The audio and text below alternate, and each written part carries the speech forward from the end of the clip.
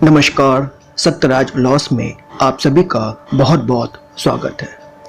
आज का टॉपिक है कि वे कौन कौन से आम धारणाएं होते हैं जिससे मृत्यु की घोषणा साक्ष्य में गवाह हो जाती है।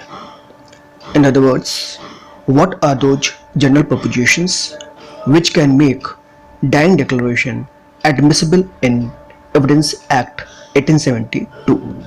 तो फ्रेंड, आज इस टॉपिक को समझने के लिए अगले स्लाइड पर चलते हैं और एक प्रश्न के माध्यम से इस टॉपिक को समझने का प्रयास करते हैं। प्रॉब्लम या प्रश्न ये है कि घटना घटित होने वाले दिन लगभग सुबह 7 बजे ए जो कि मृतक हो गया है, उसने बी से, जो कि आई विटनेस भी है इस केस में, उससे कहा कि जाओ और एक कप चाय ढाबा से लेकर के आ जाओ, जो कि वो ढाबा जो पास ही में स्थित है। जब भी चाय लेकर के वापस आया तो इसने देखा कि सी जो है वो ए को स्टैबिंग कर रहा है इन द लेफ्ट एम्पिट, बाएं तरफ, जबकि उसका साथी कंपेनियन डी जो है वो सी को इंस्टिगेट कर रहा है, उत्प्रेरित कर रहा है कि ज़्यादा से ज़्यादा ए पे घाव करो। बी ये देखा नहीं गया, उसने तुरंत जो है सी से चाकू छीन लिया। इस प्रोसेस में बी को चोट भी पहुंची उंगलियों में और उसको इंजरी भी आ गई। और इस घटना को देख करके कि बी जो है सी से चाकू छीन लिया है और बी साक्षी भी हो गया है, वहाँ से वो भाग गया। ई जो एक मृतक का एक पुत्र है, वो ऑल्सो वहाँ पर उपस्थित था जहाँ पर ये घटना घटित हुई है। ठीक, इस मैटर को पुलिस को सूचना दी गई और पुलिस के पास सफिशिएंट टाइम था, यानी इन्वेस्टिगेशन ऑफिसर के पास अच्छा खासा समय था। उसके बावजूद उन्होंने मजिस्ट्रेट को नहीं बुलाया, कोई स्टेप भी नहीं लिया जिससे कि मजिस्ट्रेट को बुला करके मृतक का बयान रिकॉर्ड कराया जा सके। मृतक है, उसने डाइंग डिक्लेरेशन किया बिफोर आईओ के सामने ही, यानी मृतक घोषणा किया before investigation officer in presence of a doctor, doctor के समक्ष किया गया और अपने एक बेटे के सामने जो ई था। जबकि सी जो है और सी और डी उसको ऑफेंडर का नामित किया गया। पुलिस ने बाद में उस मामले का तहकीकात किया और the knife was seized when produced by on the next day. अगले दिन जो है बी जो सी से नाइफ छीना था, चाकू छीना था, उसको उसने प्रस्तुत किया पुलिस के सामने, वो उसे प्राप्त कर लिया पुलिस ने नाइफ। लेकिन जब नाइफ का मेडिकल चेकअप हुआ तो उसमें कहीं भी कोई ब्लड स्टेन नहीं पाया गया। Then B got himself medical examine. B ने भी अपना मेडिकल चेकअप कराया on the 3rd day of the incident. आगे देखते हैं। अन्वेषण के दौरान जिस ढाबे से चाय लाने के लिए मृतक ने बी को कहा था, उस ढाबे के मालिक का इंट्रोगेशन हुआ और उसने गिवन डेट पे ये बताया, अपने बयान में बोला कि जिस दिन घटना घटित हुई थी उस दिन 7 बजे उसने दुकान बंद कर दी थी क्योंकि उसके पास दूध नहीं था और वो दूध लेने के लिए चला गया और फिर उसी दिन लगभग सुबह 10 बजे दुकान खोली।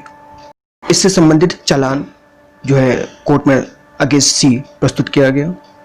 हालांकि उस चालान में डी का कहीं भी नाम मेंशन नहीं था। हालांकि उसका नाम एफआईआर में दर्ज था, डीडी में भी नाम आया डाइंग डिक्लेरेशन में, लेकिन चालान में उसका नाम कहीं नहीं आया जो पुलिस ने कोर्ट में पेश किया। उसके बाद ड्यूरिंग ट्रायल बी ने एक स्टेटमेंट किया जो कि बहुत ही कॉन्ट्रडिक्शन था, विपरीत था विद द स्टेटमेंट ऑफ ई, जो डीजीज का पुत्र है, और regarding the place of occurrence, जो जिस जगह पे घटना घटित हुई है उससे काफ़ी विपरीत बी ने स्टेटमेंट दिया, जो कि he was a main I witness. ठीक, कंसर्न डॉक्टर जो है उसकी, जिसका कहा गया था कि उसके प्रेजेंस में डीडी डिक्लेयर की गई थी, डिक्लेयर किया गया था, ऑलरेडी नॉट एग्जामिन, उस डॉक्टर को एग्जामिन भी नहीं किया गया बाद प्रोसिक्यूशन। अब ऐसे सिचुएशन में अब हमें ये बताना है कि ऐसे जो डीडी बनी है, डाइंग डिक्लेरेशन जो मृत्यु घोषणा है, उसकी कितनी ग्राह्यता है साक्ष्य विधि में। ठीक है, तो अगले स्लाइड पे चलते हैं और डीडी की ग्राह्यता का परीक्षण करते हैं। दिए गए प्रश्न के उत्तर के लिए हमें इंडियन एविडेंस एक्ट का सेक्शन 32 सब सेक्शन 1 देखना होगा, जो कि डाइन डिक्लेरेशन या मृतक की घोषणा से संबंधित है।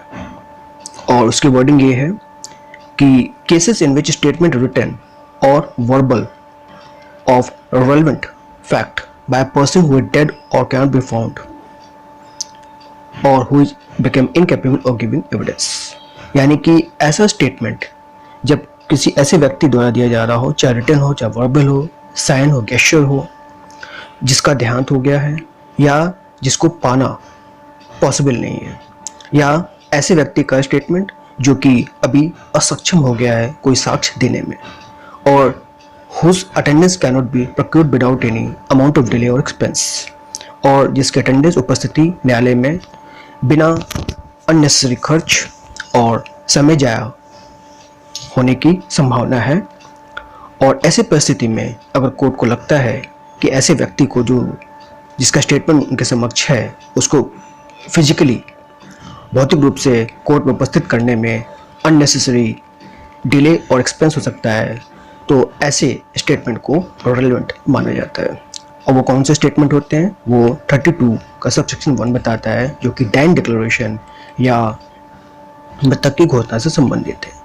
ये क्या है, तो when the statement is made by a person before his और हर डेथ, अपने मरने के तुरंत पहले कोई ऐसा बयान अगर कोई व्यक्ति देता है जिसमें cause of his her death, उसकी मृतक के कारण का जिक्र हो, या एनी सर्कमस्टेंशियल ट्रांजैक्शन विच रिजल्टेड हिज हर डेथ, और या ऐसी परिस्थिति का जिक्र किया गया हो जिसके ट्रांजैक्शन में, जिसके परिणाम स्वरूप, उस परिस्थिति के परिणाम स्वरूप उनका देहांत हुआ हो, तो ऐसे स्टेटमेंट को हम डाइन डिक्लेरेशन कहते हैं।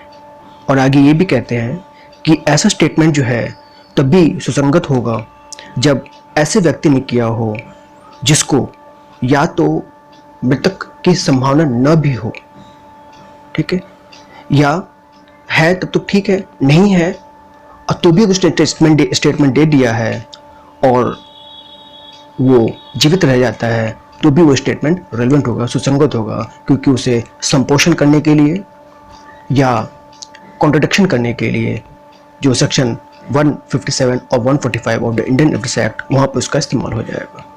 ठीक है, तो यानी कि अगर मृत्यु से संबंधित कोई बयान कोई व्यक्ति को देता है तो वो गवाह होता है, बशर्ते कि जिसमें कारण बताया गया हो कि किस वजह से उनका देहांत हुआ, या उन परिस्थिति बताया हो जिसके परिणाम स्वरूप उनका देहांत हुआ है। अब जनरल प्रोपोजिशन पे आते हैं, यानी कि आम धारणा जिसमें किसी भी डाइन डिक्लेरेशन को स्वीकार किया जाता है, साक्ष्य विधि में उसे गवाह बनाया जाता है। उसमें पहला कंडीशन ये है कि it can be the sole basis of conviction if it is credible, reliable, truthful and voluntarily made. जब भी कोई व्यक्ति जिसका देहांत हुआ है या जिसे पाना मुश्किल है या जो असक्षम हो गया है स्टेटमेंट करने के बाद, तो जब ऐसा बयान के आधार पर किसी को दोषी किया जा सकता है अगर वो क्रेडिबल है, रिलायबल है, भरोसेमंद है, सच्चता ली हुई है, ट्रूथफुल है, और सबसे बड़ी बात है वो बयान जो है स्वतंत्र रूप से यानी वॉलंटरली किया गया हो, स्वेच्छा से किया गया हो। ठीक। दूसरा, it should not be the result of tutoring, coaching, prompting and product of imagination. दूसरी बात यह है कि ऐसा जो बयान दिया गया है न तो ट्यूटर किया होगा, किसी ने डायरेक्शन न दिया हो, किसी ने पढ़ाया लिखा ना हो, किसी ने उत्साहित न किया हो, प्रोत्साहित न किया हो कि ऐसा बयान दे, और किसी की दिमाग की उपज नहीं होनी चाहिए। यानी कि जो भी बयान दिया जा रहा है मृतक व्यक्ति ने अपनी स्वेच्छा से दिया हो, कॉन्शियस स्टेट में दिया हो, और उसे इस बात को पता हो कि वो क्या बयान दे रहा है या दे रही है। ठीक है, वो बयान किसी और का नहीं होना चाहिए बल्कि उसका खुद का होना चाहिए। ठीक।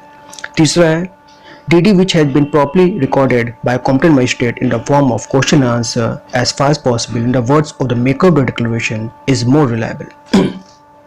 और सबसे मोस्ट रिलायबल जो DD है वो होता है जब मजिस्ट्रेट के समक्ष किया गया हो और मजिस्ट्रेट के प्रश्न के उत्तर के तौर पे किया गया हो। यानी क्वेश्चन आंसर फॉर्म में मजिस्ट्रेट ने अगर रिकॉर्ड किया हुआ है और खासकर उन्हीं के शब्दों में जो डिक्लेरेंट करना चाहता है, यानी मृतक व्यक्ति जो करना चाहता है चाहती है उसी के शब्दों में ही प्रश्न उत्तर के तौर पर अगर डीडी रिकॉर्ड की जाती by the magistrate, would that is the most reliable evidence in Indian evidence act. ठीक। और लास्ट ये है कि डीडी की रिलायबिलिटी या कितने भरोसेमंद है वो डैन डिक्लेरेशन की सत्यता परखने के लिए न्यायालय जो है इस बात की पता करेगा कि जिस समय ये स्टेटमेंट बयान दिया जा रहा था उस समय डिक्लेरेंट की क्या स्टेट ऑफ माइंड थी, मेंटल स्टेट क्या थी, पहला परिस्थिति कैसी थी और कैसी सुविधा उसे मिली हुई थी जिसमें स्थिति में उसने ऐसा बयान दिया, खासकर डिक्लेरेशन से पहले।